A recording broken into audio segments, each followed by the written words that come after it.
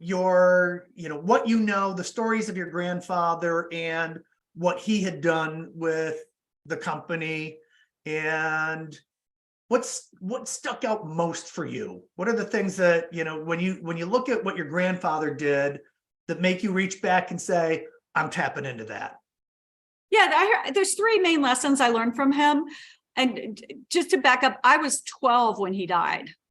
He died a week after my 12th birthday. So I wish I'd known him better. I knew him as my grandfather because he was not running the company.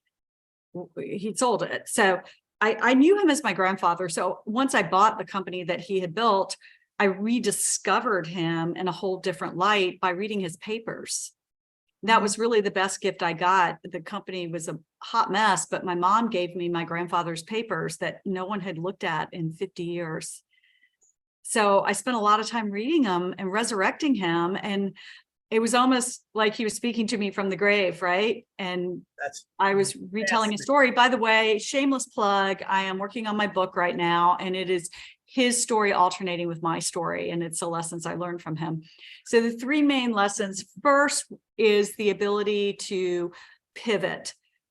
I learned that during World War II, he had several stores and he was doing really well, but he had to shut his stores because gas was rationed and he no longer had access to sugar, which was his main ingredient for all the candy he was making. And so he had to re-envision his business to survive, from being roadside stores to he bought a manufacturing plant and supplied candy to the troops. So he got government contracts.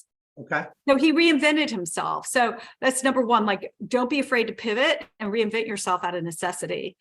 The second lesson I learned came at another crisis. So the best lessons come out of crisis. And that was when the interstate highway system came along. And at that point, he had a lot of stores, and they were on the Jefferson Highway, the Lincoln Highway, Route 66, the Dixie Highway, and the interstate bypassed all that. He had to shutter those stores. And he could have steadfastly and stubbornly stayed where he was, but he would have gone under. And what did he do? He embraced the reality of what was happening. And he said, I'm going to go to the interstate. I'm going to go all in.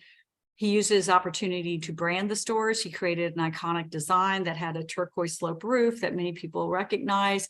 And he did a really smart business move. He entered into an exclusive agreement with Texaco to provide their gas on the interstate highway system. And he got a percentage of every gallon pumped. And that made him a millionaire. Nice. So amazing lesson there. And the third and the most important is to have a sense of purpose. His saying was, every traveler is a friend. I found that throughout his papers. And I learned that that was what he had framed above his desk. And it's really not only what he looked at every day, but it's how he lived his life and how he ran his business.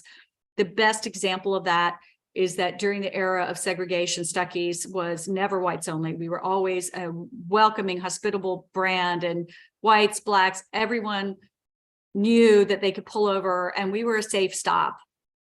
So having that sense of purpose, that every person who comes in contact with your brand is going to be treated with respect and warmth and hospitality.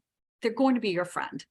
So I carry all those lessons today, right? When I bought his company, it was a mess. I had to figure out what to do. We had these franchises that were out of date, and the stores weren't making very much money. And the manufacturing had been outsourced for 50 years. So I had to turn things around, and we bought a manufacturing facility with an SBA loan. So we leveraged some government financing, and we're making candy again. So that's what he did in a crisis, right? He pivoted. He made candy.